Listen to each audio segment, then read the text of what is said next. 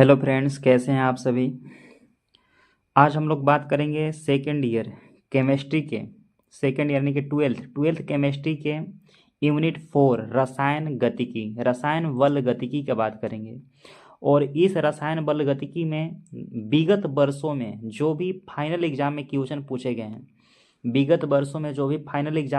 पूछे गए हैं अप्रोक्सीमेटली 2009 से लेकर के 2025 तक जो भी क्वेश्चन फाइनल एग्जाम में आए हैं उन सभी क्वेश्चनों का एक साथ भंडारा आज हम करेंगे। आप लोगों ने इस बात को पूरी क्लास को देख लीजिएगा ज़रूर। कारण है कि देखिए कोई चीज़ें ना हम लोग को पढ़कर याद नहीं होता है, लेकिन सुनकर ना जल्दी याद हो जाता है। और इसमें सारे क्वेश्चन को हम एकदम अच्छे से एक्सप्लेन किए हैं। तो आप लोग पूरी क्लास को एकदम देखने का प्रयास करिए और सुनिए एक बार चीज़ें। हो सकता है कि यहाँ से आपको 4 या 5 नंबर मिल जाए और 1 घंटा से आपको 4-5 नंबर के फ़ायदा हो जा रहे हैं, तो आपको वहाँ टाइम दे देना चाहिए। जहाँ 365 दिन में जो चीज़ें नहीं हो पाया वो 1 घंटा में आपको हो जा रहा है। तो ठीक है, अब हम लोग क्लास को चालू करते हैं और आपको सारे क्वेश्चन आंसर जो भी एग्ज़ाम में आ चुके हैं उनका हम एक्सप्लेन करते हैं। देखिए यहाँ पे क्वेश्चन जैसे पूछा हुआ है कि रासायनिक अभिक्रिया का वेग नियम क्या होता है। रासायनिक अभिक्रिया का वेग नियम क्या होता है। पहले तो आपको एग्जाम में जब आंसर लिखना होगा तो वेग नियम लिख देना। यहाँ पे रासायनिक अभिक्रिया का वेग नियम पहले लिखेंगे, वेग नियम, यहाँ पे वेग नियम लिख करके इस तरह से यहाँ पे करेंगे, एरो लगाएंगे।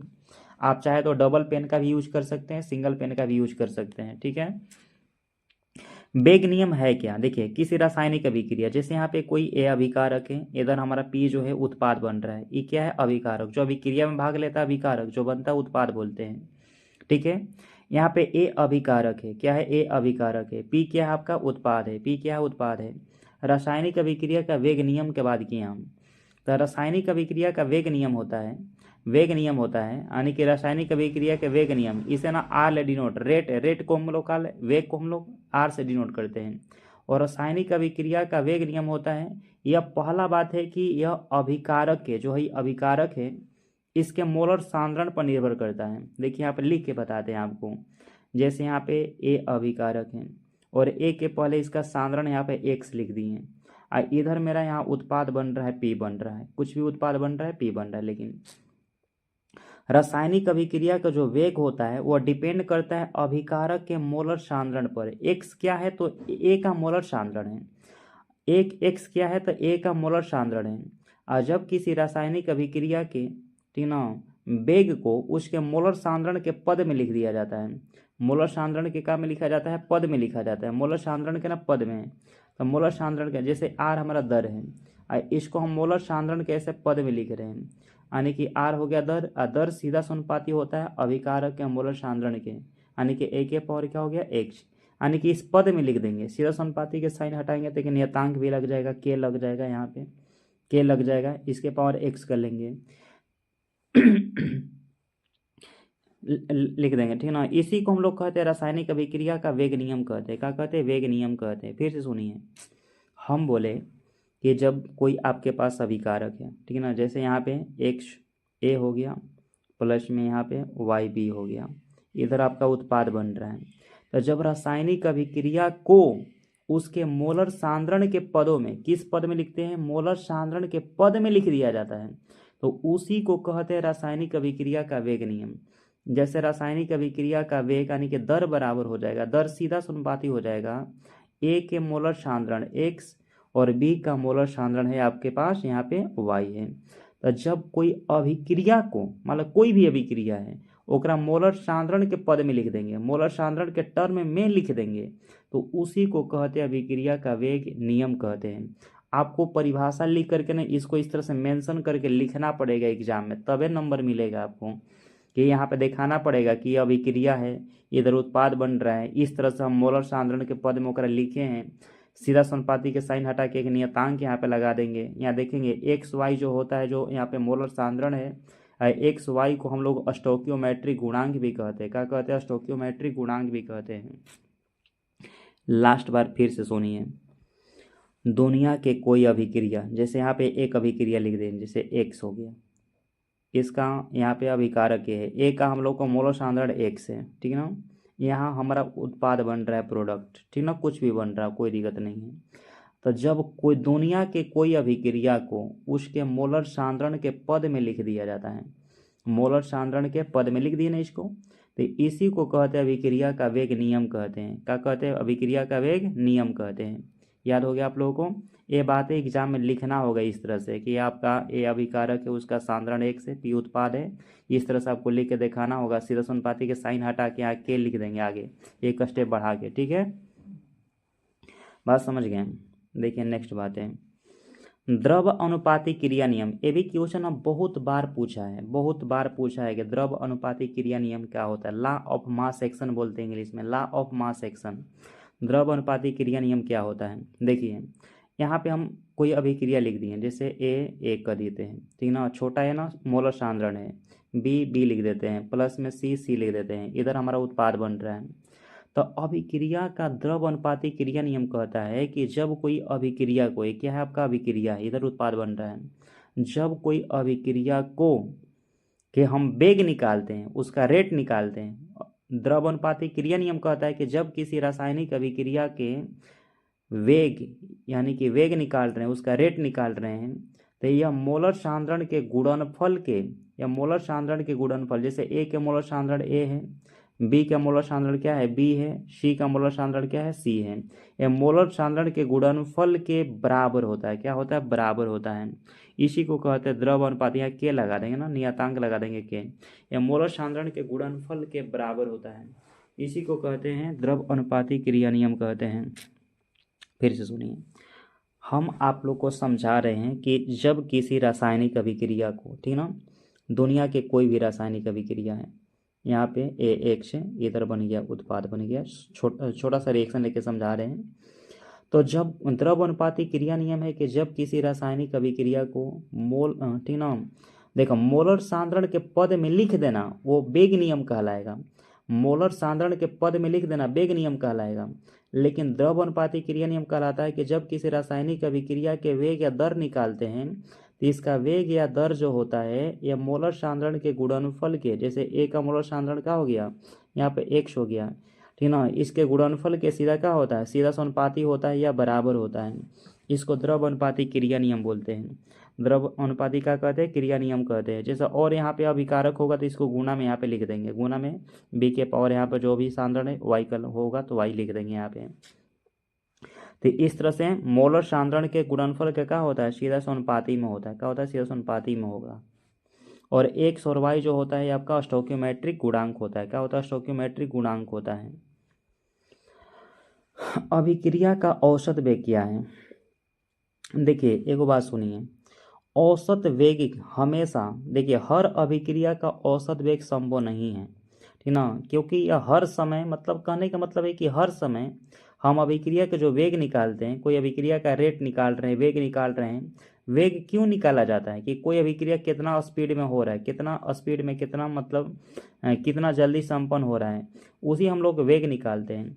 तो कोई अभिक्रिया का जो हम लोग वेग निकालते हैं, तो औसत वेग से वेग निकालना हर समय संभव नहीं होता है, यानी कि हर समय औसत वेग से वेग निकालना ये पॉसिबल नहीं है, ठीक है ना, हर समय पॉसिबल नहीं होता है। क्योंकि जिसमें हम औसत वेग निकालते हैं, जिस समय में हम औसत वेग निकालते हैं, यह अपने उस समय में यह अपरिवर्तित रहता है। औसत वेग मतलब चेंज नहीं होता है, यह अपरिवर्तित है, कोई प्रभाव नहीं पड़ता है। तो आपको बता दें कि अभिक्रिया का जो औसत वेग से अभिक्रिया का वेग गणना करना हर समय संभव नहीं है, हर समय संभव नहीं है।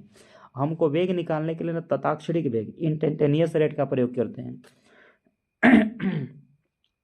तथाक्षणिक रेट का प्रयोग करते हैं, इंस्टेंटेनियस रेट का क्या करते हैं, प्रयोग करते हैं। इंस्टेंटेनियस रेट का प्रयोग करते हैं, तथाक्षणिक रेट का प्रयोग करते हैं, ठीक है। तो औसत वेग आपको समझाते हैं। हम लोग का औसत वेग होता क्या है, ठीक है ना, एवरेज हम लोग का रेट क्या है। अगर किसी रासायनिक अभिक्रिया के सांद्रण में परिवर्तन हो जाए समय के साथ, क्या परिवर्तन हो रहा है, जैसे x2 माइनस x1, यानी कि पहले सांद्रण हम लोग का x1 था, अब x2 हो गया, कितना परिवर्तन हो गया, दोनों को माइनस कर लेंगे, बटा में समय के साथ कोई चीज़ परिवर्तन होता है, यानी कि हम यहाँ पर T2 माइनस क्या कर लेंगे, T1 कर लेंगे, T2 माइनस T1, इसी को कहते हैं औसत वेग कहते हैं। क्या कहते हैं? औसत वेग। यानी कि जब किसी रासायनिक अभिक्रिया में समय के साथ उसके सांद्रण परिवर्तन हो जाए तो उसको औसत वेग कहा जाता है। और औसत वेग से वेग हर समय निकालना संभव नहीं होता है, औसत वेग से वेग निकालना हर समय संभव नहीं होता है। आप इसको कैसे जिक्र करिएगा एग्जाम में, जिक्र कर देंगे यहाँ पे, इसको हम लोग एक्सप्लेन कर देंगे कि जब किसी समय के साथ में, समय के साथ यानी कि जैसे पहले समय t1 है तो अभिक्रिया का वेग कुछ और होगा, समय t2 हो गया तो अभिक्रिया का वेग कुछ और होगा। तो यहाँ पे कह सकते हैं ना कि समय में परिवर्तन के साथ, समय में परिवर्तन के साथ यहाँ सांद्रण में परिवर्तन हो गया, यानी कि x2 माइनस x1, सांद्रण यानी कि प्रारंभिक सांद्रण x1 है, उसके बाद के सांद्रण क्या है x2, यानी कि जब समय आपका t1 है तो सांद्रण x1 है, समय t2 हो गया तो सांद्रण क्या हो गया x2। जैसे समय चेंज तो सांद्रण में क्या हो गया चेंजिंग। ठीक है, तो औसत वेग जो होता है किसी रासायनिक अभिक्रिया का, जो औसत वेग होता है वो समय में परिवर्तन के साथ उसके सांद्रण में क्या होता है परिवर्तन हो जाता है, उसी को औसत वेग बोलते हैं। और औसत वेग द्वारा किसी अभिक्रिया का वेग हर समय ज्ञात करना संभव नहीं है। याद रखिएगा, औसत वेग से हर समय अभिक्रिया का वेग ज्ञात करना संभव नहीं है। देखिए, अभिक्रिया के वेग ज्ञात करने के लिए क्या यूज करते हैं, इंस्टेंटेनियस रेट यूज करते हैं, यानी कि तत्क्षणिक वेग का यूज किया जाता है। ठीक है, अब यहाँ पे अभिकारक के सापेक्ष में अभिक्रिया का दर, ठीक ना।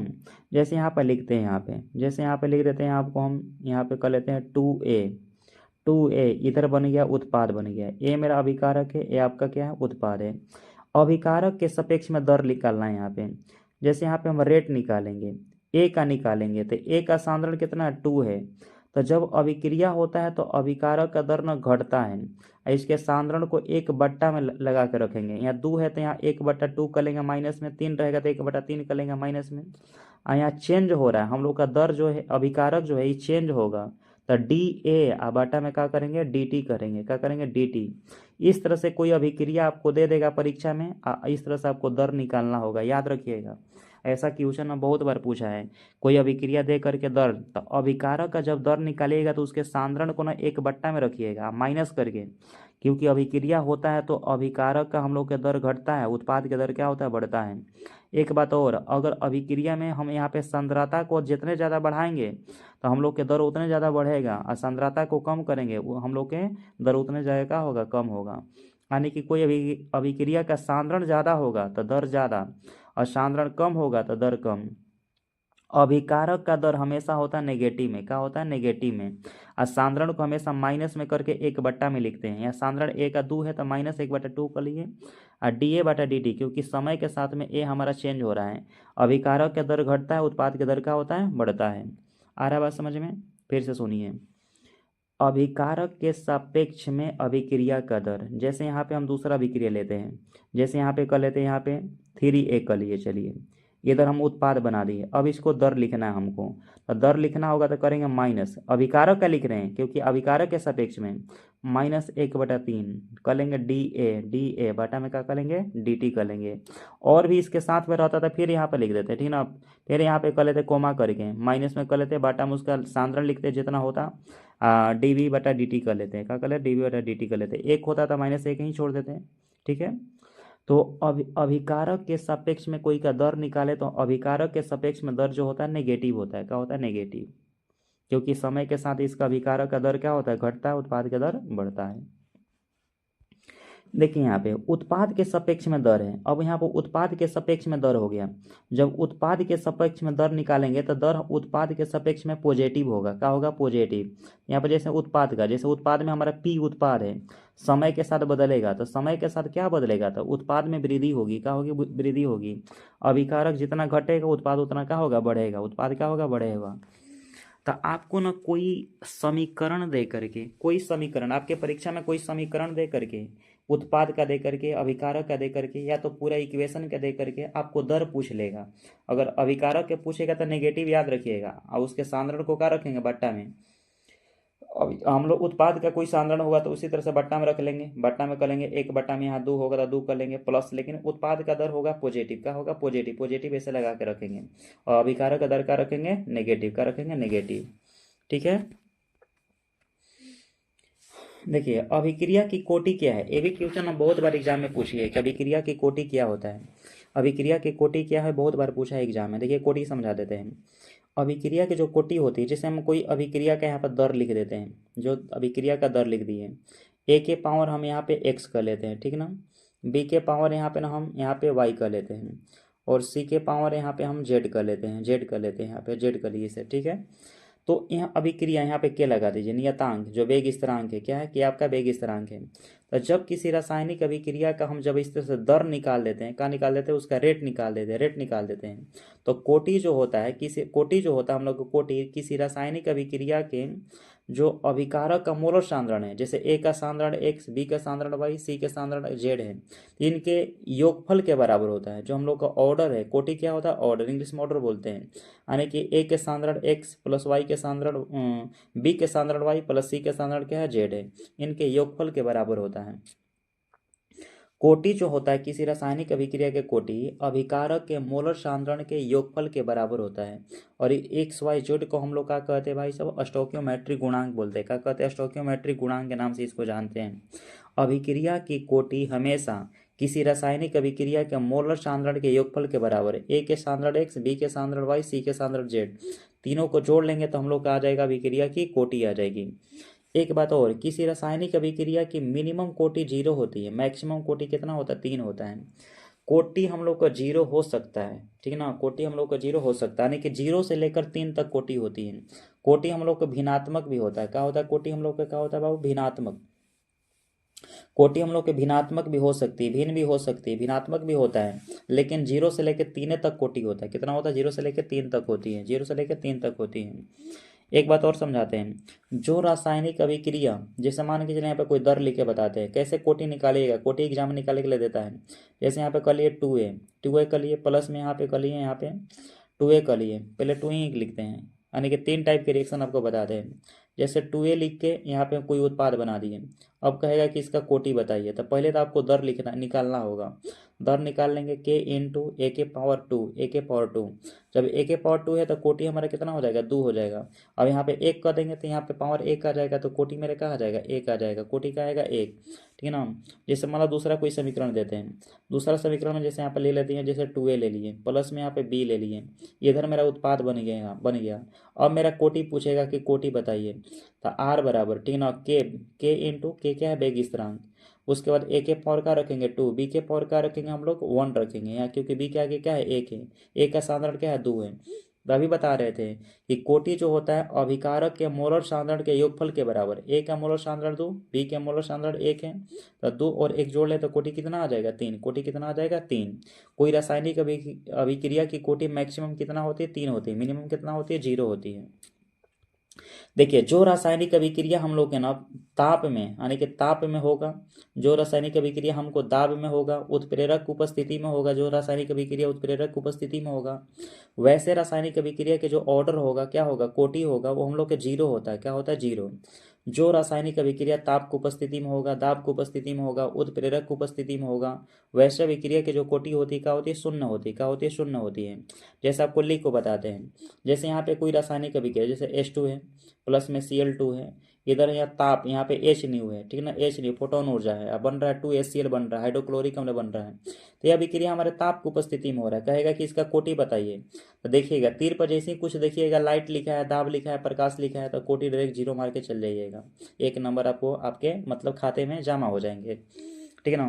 तो जो अभिक्रिया आपके ताप की उपस्थिति में होगा, दाब की उपस्थिति में होगा, उत्प्रेरक की उपस्थिति में होगा, वैसे अभिक्रिया की जो कोटि मिलेगी क्या मिलेगी, शून्य मिलेगी। क्या मिलेगी, शून्य मिलेगी। कुछ कुछ अभिक्रिया देखकर भी कोटि निकालने के लिए आपसे पूछेगा, तो पहले उसका तो रेट निकालेंगे। रेट निकालने का तरीका आपको बता दिए, ठीक है ना। रेट कैसे निकालना है आपको, जैसे कि जो भी अभिक्रिया आपके सामने दे दें यहाँ पे, ठीक है ना, जो भी अभिक्रिया दे दे इस तरह से दे दें, तो पहले उसका रेट निकाल लेंगे। यहाँ पे रेट निकाल लेंगे ए के पावर में, यानी कि इसका सांद्रण यहाँ जो होगा वही सांद्रण यहाँ होगा, यानी कि उसका कोटि का हो जाएगा आपका 1। 2 रहेगा तो 2, 3 रहेगा तो 3, बाकी ABCD करके देगा तो सबको क्या करेंगे, जोड़ेंगे। जोड़ लेंगे, जितना आएगा वही आपका क्या होगा, कोटि। लेकिन मैक्सिमम कोटि आपका 3 आएगा, मिनिमम कितना आएगा, 0 आएगा। 0 किस अभिक्रिया का कोटि 0 होती है, जो प्रकाश की उपस्थिति में होगा, ताप की उपस्थिति में होगा, दाब की उपस्थिति में होगा, वैसे अभिक्रिया की कोटि क्या होगी, शून्य होगी। क्या होगी, शून्य होगी। नेक्स्ट यहाँ पे वेग स्थिरांक की इकाई देखिए, वेग स्थिरांक को ना के लिए डिनोट किया जाता है, वेग स्थिरांक को के से, और वेग स्थिरांक की जो इकाई होती है mole, mole litre inverse 1 minus N into second inverse. यह वेग स्थिरांक का ऐसा ही मात्रक होता है। एक नंबर में ना बहुत बार पूछा है, रासायनिक अभिक्रिया के जो वेग स्थिरांक है इनका ऐसा ही मात्रक क्या होता है, mole litre inverse 1 minus N into second inverse. ठीक है ना, mole litre inverse 1 minus N into second inverse. ठीक है, इसके बाद यहाँ पे प्रथम कोटि अभिक्रिया के वेग स्थिरांक की इकाई बताइए। तो अगर यहाँ पे वेग स्थिरांक का हम लोग के ऐसा यूनिट होता है mole litre inverse 1 minus N into second inverse ए होता है। तो एन जो होता है हम लोग का अभिक्रिया के कोटि है, जो एन है हम लोग का अभिक्रिया की कोटि है। एन के जगह हम का यहाँ पे देख रहा है प्रथम कोटि, तो एन के जगह 1 रखेंगे, क्या रखेंगे 1। जब यहाँ पे 1 रखेंगे तो 1 में से 1 घटेगा तो क्या हो जाएगा 0, और कोई के पावर 0 हो जाएगा तो इतना का वैल्यू क्या होगा 0, 0 हो जाएगा, क्या होगा 0। नहीं सॉरी हम लोग के कोई के पावर 0 तो वैल्यू क्या होता है 1 ना जी। कोई के पावर यहाँ पे 0 होता है, दुनिया में कोई के पावर 0 तो वैल्यू 1, तो 1 गुने क्या करेंगे यहाँ पे सेकेंड इनवर्स करेंगे, तो इसका ऐसा ही मात्रा क्या हो जाएगा सेकेंड इनवर्स। प्रथम कोटि अभिक्रिया के वेग स्थिरांक का जो ऐसा ही मात्रक होता है सेकेंड इनवर्स होता है, क्या होता है सेकेंड इनवर्स। प्रथम कोटि अभिक्रिया के वेग स्थिरांक का ऐसा ही मात्रक क्या होता है, वेग स्थिरांक का ऐसा यूनिट जो होता है सेकेंड इनवर्स होता है। आपको जो वेग स्थिरांक का ऐसा यूनिट है उसमें बस वैल्यू रख देना है, क्या रखना है वैल्यू रख देना है। जैसे यहाँ पे देखिए यहाँ पूछे द्वितीय कोटि अभिक्रिया का वेग स्थिरांक, तब पहले वेग स्थिरांक का ऐसा यूनिट रखेंगे mole litre inverse N minus one into second inverse. अब यहाँ पे सेकेंड इनवर्स है, द्वितीय कोटि पूछा है तो एन की जगह क्या रखेंगे 2 रखेंगे यहाँ पे, जैसे मोल हो गया लीटर इनवर्स हो गया, और यहाँ पे 1 माइनस का रखेंगे 2 इंटू सेकेंड इनवर्स रखेंगे। एक में से ना 2 घटा लेंगे तो यहाँ माइनस का 1 आ जाएगा, क्या आ जाएगा माइनस का 1 आएगा। ठीक है ना, यहाँ पे आ जाएगा आपका माइनस का 1 यानी कि हो जाएगा मोल लीटर इनवर्स। उसके बाद एक में से 2 था इंटू सेकेंड इनवर्स था, जब घटाएंगे तो यहाँ पे हो जाएगा माइनस का 1, क्या हो जाएगा माइनस का 1 आ जाएगा। -1 अंदर गुना कर लेंगे तो मोल इनवर्स हो जाएगा -1 लीटर पॉजिटिव में हो जाएगा, यानी कि लीटर पॉजिटिव में हो जाएगा आपका, यानी कि मोल इनवर्स लीटर, फिर हो जाएगा आपका सेकंड इनवर्स, क्या हो जाएगा सेकंड इनवर्स। ये द्वितीय कोटि का ऐसा ही मात्रक हो जाएगा। इसी प्रकार आप लोग यहाँ पे शून्य कोटि अभिक्रिया के ऐसा ही मात्रक निकाल सकते हैं। जो वेग स्थिरांक के ऐसा ही मात्रक है mole litre inverse 1 minus N into second inverse. जब शून्य कोटि के है तो एन की जगह क्या रखेंगे 0 रखेंगे, तो यही ऐसा ही मात्रक हो जाएगा, क्योंकि एक में से 0 घटाएंगे तो 0 है, तो घटाएंगे तो एक तो बचेगा ना जी, एक बचेगा तो आपका वेग स्थिरांक ऐसा ही मात्रक यहाँ पे शून्य कोटि के लिए यही हो जाएगा, मोल litre inverse into second inverse, क्या होगा सेकेंड इनवर्स। उसी प्रकार यहाँ पर तृतीय कोटि अभिक्रिया का भी वेग स्थिरांक आप निकाल सकते हैं। उसी प्रकार यहाँ पे पहले आपको ना वेग स्थिरांक ऐसा ही मात्रक पता होना चाहिए कि इसका होता है मोल लीटर इनवर्स होता है, उसके बाद क्या होता है N minus one into second inverse, ये वेग स्थिरांक ऐसा ही मात्रक होता है। प्रथम कोटि कहेगा तो एन के जगह 1, द्वितीय कोटि कहेगा तो एन के जगह 2, और तृतीय कोटि कहेगा तो एन के जगह 3, शून्य कोटि कहेगा तो एन के जगह 0 रख लेंगे। इसको बना लेंगे यहाँ पे। देखिए अभिक्रिया के आणविकता क्या है, अभिक्रिया की आणविकता, अभिक्रिया की आणविकता क्या है, ठीक ना, इसको बताते हैं। आणविकता जो होता है ना एक हम लोग का सिद्धांतिक मात्रा है, सिद्धांतिक मात्रा होता है, कभी आणविकता ना शून्य नहीं होता है, कभी आणविकता जो होता है मोलिकुलरिटी जो होता है 0 नहीं होता है। आणविकता हम लोग की एक सिद्धांतिक मात्रा होता है, कभी शून्य नहीं होता है, ठीक है ना, शून्य नहीं होता। हम लोग का आणविकता क्या होता है बाबू, ये शून्य नहीं होता है, एक हमेशा पूर्णांक संख्या में होती है। यह हमेशा इसको हम सभी पद में व्यक्त कर सकते हैं, ठीक है ना, यश इसे सभी पदों में व्यक्त कर सकते हैं, यानी कि कोई पद बोले तो धीमी गति के पद चाहे उच्च गति के पद, सब पद में इसको लिखा जा सकता है। आणविकता कभी जो होता है शून्य नहीं होता है, सिद्धांतिक मात्रा होती है, क्या होती है सिद्धांतिक मात्रा होती है, ठीक ना। किसी रासायनिक अभिक्रिया में जो भाग लेने वाले, ठीक ना, जो कोई रासायनिक अभिक्रिया है और रासायनिक अभिक्रिया में जो भाग लेने वाले क्या होते हैं अणुपरमाणु होते हैं, ठीक है। अणुपरमाणुओं के जो भी मतलब टक्कर की संख्या होती है ना, टक्करों की जो संख्या होता है वही हम लोग का आणविकता कहलाता है। जैसे आपको लिख के बताते हैं, जैसे यहाँ पे आणविकता की बात करें, जैसे यहाँ पे हम ले लेते हैं H2 ले लिए, प्लस में यहाँ पे I2 ले लिए, यहाँ मिल करके दोनों 2HI बन गया, तो यहाँ इस अभिक्रिया का आणविकता जो होगा कितना होगा, यहाँ पर देखिए 2 लिखल है, 2 हो या तो ये 2 लिख लीजिए, या तो मान लो इधर हम P लिख दिए, मान लो उत्पाद P बन गया। यहाँ हाइड्रोजन जो अणु है इसके सांद्रण एक, आयोडीन अणु का सांद्रण क्या है 1 है, यानी कि A वाला 1 और A वाला 1 जोड़ लीजिए, कितना हो जाएगा आणविकता हो जाएगा 2 हो जाएगा, क्या होगा 2। जैसे दूसरा लिख के बताते हैं, यहाँ पे दूसरा कुछ यहाँ पे लिख के बताते हैं आणविकता के बारे में। जैसे यहाँ पे लिख के दूसरा एग्जांपल बताते हैं, जैसे यहाँ पे हो गया 2 Fe Cl2, 2FeCl2 और प्लस में हो गया हाफ O2, प्लस में हाफ O2, इधर मेरा कोई उत्पाद बन रहा है। अब कहेगा कि आणविकता बताइए, तो यहाँ पर देखिए 2 लगल है तो यहाँ लिखेंगे 2, प्लस में हाफ O2 है तो प्लस में हाफ O2 इसे जोड़ लेंगे। जोड़ने के बाद यहाँ पर जो आ जाएगा 2 दूनी के 4 रहेंगे, 5/2 आ गया। ये हम लोग को क्या हो जाएगा, आणविकता हो जाएगा। क्या होगा, आणविकता हो जाएगा। आणविकता, आणविकता कभी हम लोग का शून्य नहीं होता है, यानी कि जो भी अभिकारक का अणु का सांद्रण है उसको जोड़ लेना है। क्या करना है, जोड़ लेना है। वही आपका क्या होगा, मोलेकुलरिटी कहलाएगा, आणविकता कहलाएगा। ये देखिए बहुत वीवीआई क्वेश्चन है, ठीक है ना, एनसीईआरटी क्वेश्चन बहुत वीवीआई। किसी रासायनिक अभिक्रिया में 10 डिग्री ताप में वृद्धि से वेग स्थिरांक में कितना वृद्धि होता है। देखिए 10 डिग्री का है, 20 डिग्री का है, यानी कि इस तरह से बोले तो आपको इसमें दोगुना वृद्धि होगा। कितना होगा, दोगुना, दोगुना वृद्धि होता है। किसी रासायनिक अभिक्रिया में 10 डिग्री ताप में वृद्धि से उसके वेग स्थिरांक में कितना वृद्धि होता है, दोगुना, दोगुना वृद्धि होता है, याद रखिएगा, ठीक है ना। किसी रासायनिक अभिक्रिया में 10 डिग्री ताप में वृद्धि से उसके वेग स्थिरांक में कितना बड़ा वृद्धि होगा, दोगुना। एनसीईआरटी में दिया हुआ एकदम साफ साफ, एनसीईआरटी में ब्लैक लाइन से लिखा हुआ है कि किसी रासायनिक अभिक्रिया में 10 डिग्री ताप में जब बढ़ाएंगे तो उसके वेग स्थिरांक जो के जो होगा, वेग स्थिरांक कितना बढ़ेगा, तो 2 गुना बढ़ जाता है। अब है दहेली ऊर्जा, ये भी क्वेश्चन, अब जिसे इंग्लिश में थ्रेशोल्ड एनर्जी बोलते हैं। क्या बोलते हैं, थ्रेशोल्ड एनर्जी बोलते हैं, दहेली ऊर्जा। बहुत बार पूछा है 2 नंबर में कि जब देखिए इसका डिफिनीशन है कि मान लो कोई धातु का ही प्लेट है और धातु के प्लेट पे यहाँ से कोई सनलाइट है, ठीक है ना, या सनलाइट धातु के प्लेट पे जब आपतित होता है या धातु के प्लेट ना हीट होने के बाद यहाँ से इलेक्ट्रॉन का उत्सर्जन करेगा, ठीक है ना, एक इलेक्ट्रॉन का उत्सर्जन करेगा। लेकिन इलेक्ट्रॉन का उत्सर्जन ऊर्जा के बंडल के रूप में होता है, ऊर्जा के बंडल के रूप में होता है। इसी ऊर्जा बंडल को हम लोग कहते हैं दहेली ऊर्जा बोलते हैं। क्या बोलते हैं, दहेली ऊर्जा, थ्रेशोल्ड एनर्जी बोलते हैं। जब किसी धातु के प्लेट को, ठीक है ना, सनलाइट में गर्म किया जाता है तो यह धात्विक प्लेट जो है हीट होने के बाद, गर्म होने के बाद यहाँ से धीरे धीरे इलेक्ट्रॉन के रूप में ऊर्जा को उत्सर्जन करती हैं, यानी कि एक ऊर्जा के बंडल के रूप में उत्सर्जन होता है। और यही हम लोग का दहेली ऊर्जा कहलाता है। क्या कहलाता है, दहेली ऊर्जा कहलाता है। इसके बाद हम लोग का है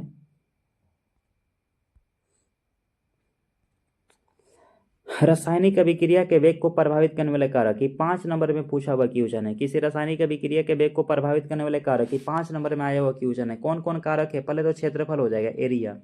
एरिया भी हम लोग का अभिक्रिया के वेग को प्रभावित करता है। मान लो जैसा 2 अणु है, 2 मोलिक्यूल है, ये दोनों के बीच के एरिया एकदम बहुत नज़दीक रहेगा, नज़दीक रहेगा तो दोनों में आसानी से अभिक्रिया हो जाएगा।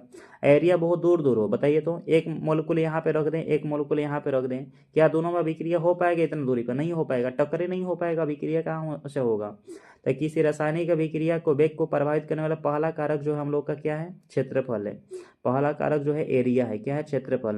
यानी कि आपको लिखना होगा कि क्षेत्रफल रासायनिक अभिक्रिया के वेग को प्रभावित करता है। क्षेत्रफल अगर हम घटा दें तो तीव्र गति से अभिक्रिया होगा, क्योंकि टक्कर की संख्या में वृद्धि होगा। और क्षेत्रफल यदि बड़ा कर दें, यानी कि एक अणु को यहाँ रख दें, एक अणु को यहाँ रख दें, दोनों के बीच में टक्कर ही नहीं हो पाएगा, अभिक्रिया कहाँ से होगा। आप खुद सोचिए ना, जैसे आप कोई मूवीज बना रहे हैं भाई साहब, उसमें हम मान के चलिए एक्ट्रेस हैं, तो अब मूवीज बना रहे हैं आप, एक्ट्रेस को मान के चलिए हम JLN कॉलेज नेहरू में उतार देते हैं, और जो एक्ट्रेस है और उसका जो हम विलन है भाई साहब उसको हम SP जैन कॉलेज में उतार देते हैं। क्या दोनों के बीच में भाई रिएक्शन हो पाएगा, नहीं हो पाएगा ना, तो वो मतलब कोई प्रभावित नहीं कर पाएगा। दोनों के एक ही कॉलेज में उतारेंगे भाई, तब ना वो प्रभावित करेगा। तो उसको हम अभिक्रिया के जो वेग को प्रभावित करने वाले कारक है, यानी कि 2 अणु को एक दूसरे के नज़दीक लाना पड़ेगा, तब उसको प्रभावित करेगा। यानी कि नज़दीक रहेगा तो वेग बढ़ेगा, और दूर रहेगा तो वेग क्या होगा, घटेगा। यानी कि क्षेत्रफल हम लोग के अभिक्रिया के वेग को प्रभावित करता है। उसके बाद रासायनिक अभिक्रिया को वेग को प्रभावित करने वाले कारक में नेक्स्ट बातें समझाते हैं। जैसे उत्प्रेरक है, उत्प्रेरक भी हम लोग अभिक्रिया के वेग को प्रभावित करेगा। कैसे, उत्प्रेरक ना कभी कभी अभिक्रिया का अणु के बीच में जो जैसे यहाँ पे अभिक्रिया का अणु है, अभिकारक का अणु है, A और B अभिकारक का अणु है, तो इन दोनों के बीच में ना अभिक्रिया को संपन्न करा देता है। यानी कि उत्प्रेरक जो होता है, अभिक्रिया में जो भाग लेने वाले अणु और परमाणु होते हैं उनके बीच में क्या करता है, गति को बढ़ा देता है, या तो कभी कभी हो सकता है गति को घटा भी देता है, कभी कभी गति को घटा भी देता है, या तो कभी कभी गति को दोनों को क्या करेगा, बढ़ा देता है, दोनों के गति को बढ़ा देता है। तो रासायनिक अभिक्रिया के जो हम लोग के वेग को प्रभावित करने कारक में जो कैटालिस्ट है, कैटालिस्ट यानी कि उत्प्रेरक है, तो उत्प्रेरक भी अभिक्रिया को वेग को या तो बढ़ाता है या तो घटाता है। यानी कि जो बढ़ाता है उसे धनात्मक उत्प्रेरक बोलेंगे, जो घटाएगा उसे ऋणात्मक उत्प्रेरक बोलेंगे, ठीक है। तो यहाँ पर रासायनिक अभिक्रिया के वेग को प्रभावित करने वाले कारक का खाली बात चल रहा है। तो पहला आप क्षेत्रफल बताइएगा, दूसरा बताइएगा उत्प्रेरक। तीसरा बताइएगा, रासायनिक अभिक्रिया के वेग को प्रभावित करने वाले कारक में तीसरा कारक हो गया ताप। ताप यानी कि ताप बढ़ाने पर अभिक्रिया के वेग और गति क्या होगी, बढ़ेगी, क्योंकि ताप बढ़ाएंगे ना तो उनके अणुओं के बीच में टक्कर की संख्या में क्या होगा, वृद्धि। ताप बढ़ाएंगे तो इनके अणुओं के बीच में टक्कर की संख्या में क्या होगा, वृद्धि। टेम्परेचर बढ़ा दे, यानी कि देखिए ना, दो पड़ोसन लड़ रहा हो तो तीसरा भाई टेम्परेचर बढ़ा देता है दोनों के, क्या करता है, तीसरा आके टेम्परेचर बढ़ा देगा उन लोग के, आओ लड़ दे भाई साहब।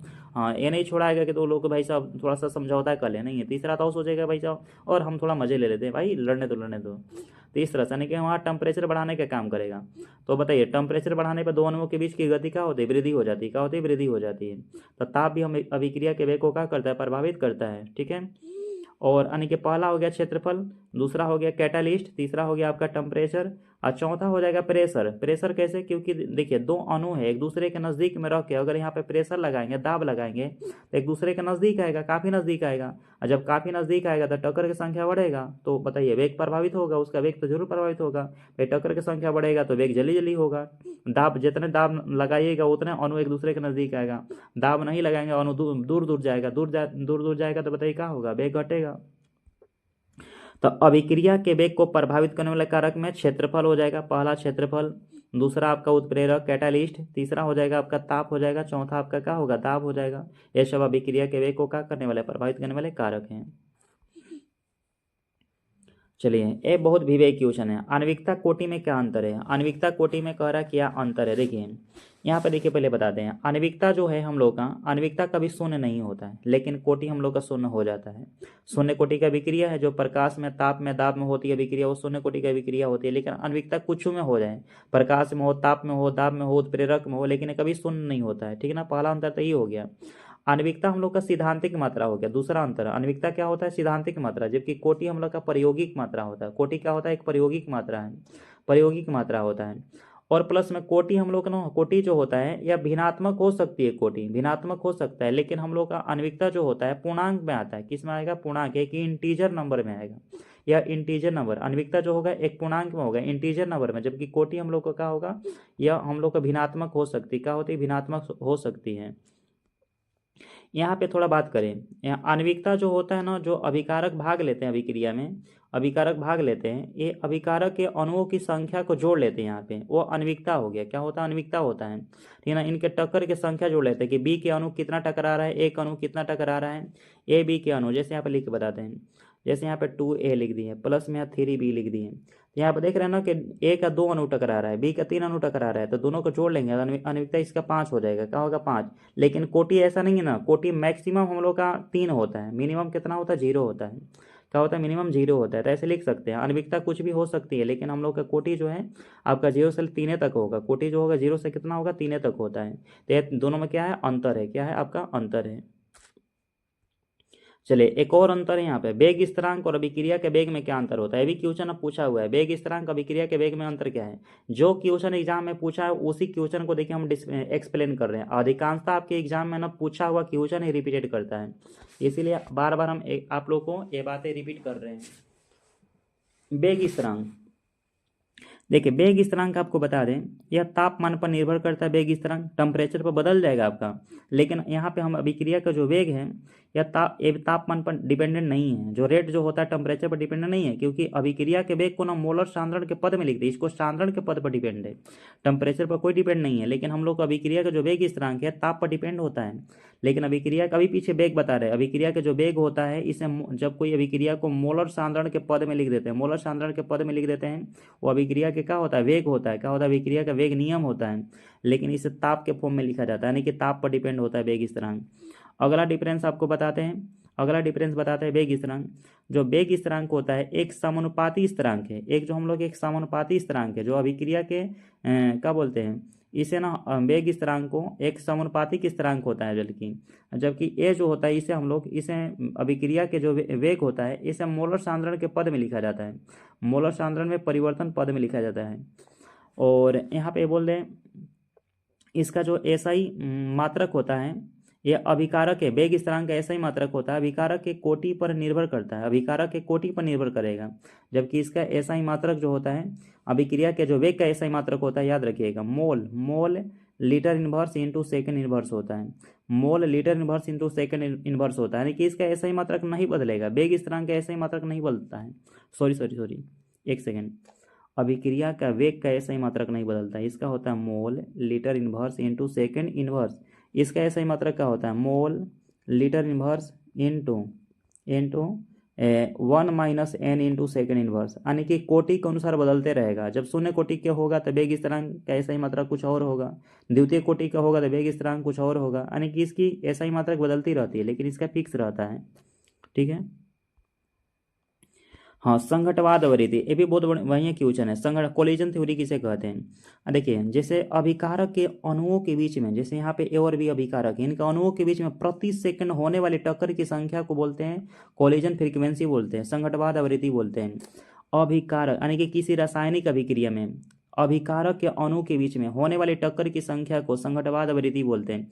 एक बात और, आपको परीक्षा में ना परिभाषा तो लिखना ही है, आपको वहाँ पे मेंशन भी करना है कि अभिकारक की अणु है, अभिकारक अणु में टक्कर की संख्या हो रहा है, इधर उत्पाद बन रहा है, इनके टक्कर की संख्या हो रहा है, उत्पाद बन रहा है, वही हम लोग को संघटवाद आवृत्ति कहलाती है, कोलिजन फ्रीक्वेंसी कहलाती है।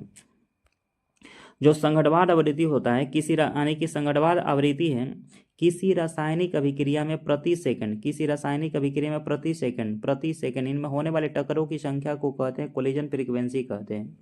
ठीक है, संघटवाद आवृत्ति कहा जाता है।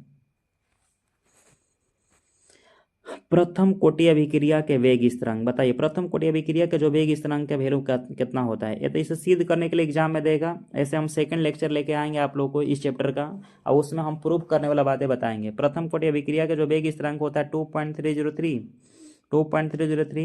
लॉग लॉग लॉग लॉग ए बटा में ए माइनस एक्स बटा में यहाँ टी भी होता है, क्या होता है टी, 2.303 बटा में टी लॉग ए बटा में ए माइनस एक्स। ए क्या अभिकारक है, एक्स क्या आपका उत्पाद है।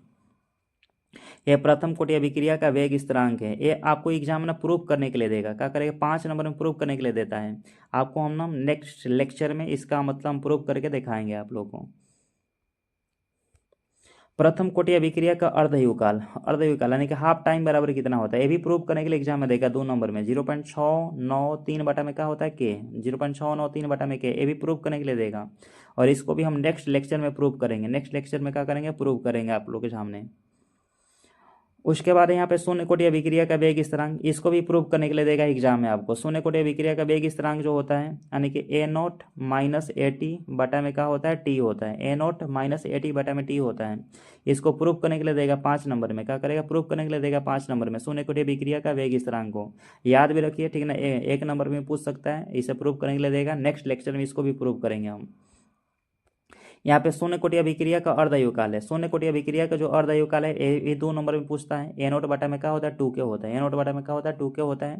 इसको भी हम लोग प्रूव करेंगे नेक्स्ट लेक्चर में। बस खाली याद रखिए कि शून्य कोटि अभिक्रिया का अर्धयुकाल जो होता है A0 बटा में क्या होता है 2K। ये भी बहुत बार पूछा है। देखो, प्रथम कोटि अभिक्रिया का वेग स्थिरांक उसका अर्धयुकाल, शून्य कोटि का अभिक्रिया का वेग स्थिरांक उसका अर्धयुकाल, बहुत बार एग्जाम में आया है प्रूव करने के लिए। उसके बाद अरहनीय समीकरण है, ये भी प्रूव करने के लिए एग्जाम में ही देता है, ठीक है ना। प्रूव करने 5 नंबर में पूछेगा, 5 नंबर में पूछेगा अरहनीय समीकरण, ठीक ना। इसको भी नेक्स्ट लेक्चर में प्रूव करेंगे हम। यहाँ पे अरहनीय समीकरण होता क्या है, तो लॉग लॉग लॉग K2 बटा में K1 बराबर होता है, बराबर कितना होता है EA बराबर EA बटा में 2.303 R कोष्ट में 1 माइनस T1 1 बटा T1 माइनस 1 बटा T2 यही होता है हम लोग को अरहनीय समीकरण होता है, ठीक है ना। लॉग K2 बटा में K1 EA क्या है एक्टिवेशन एनर्जी, EA बटा में 2.303 into R 1/T1 minus 1/T2। इसको भी प्रूव करने के लिए एग्जाम में देता है। तो आज के लेक्चर में हमारा यही तक था, ठीक ना। नेक्स्ट लेक्चर में हम लोग चैप्टर नंबर 4 के आप लोग को जो भी प्रूव करने वाला चीज़ है न्यूमेरिकल है, उस हम न्यूमेरिकल और प्रूव करने वाला चीज़ें को हम बोर्ड पे, ठीक है ना, जो बोर्ड होता है उस बोर्ड पे हम आप लोग को बनवाएंगे, आप लोग के सामने, ठीक ना, करवाएंगे। तो बहुत बहुत धन्यवाद। आप लोग एक बार इसे एक से अधिक बार सुने, क्योंकि सुनने के बाद चीज़ें आप लोग के दिमाग में घुसेगा, चीज़ें याद होगा चीज़ें, और लिखने का प्रैक्टिस करें, ठीक है। तो हम लोग नेक्स्ट लेक्चर में अब लेके आते हैं आप लोग का इसका पार्ट नेक्स्ट लेक्चर का, जहाँ पे प्रूव करने वाला समीकरण होगा।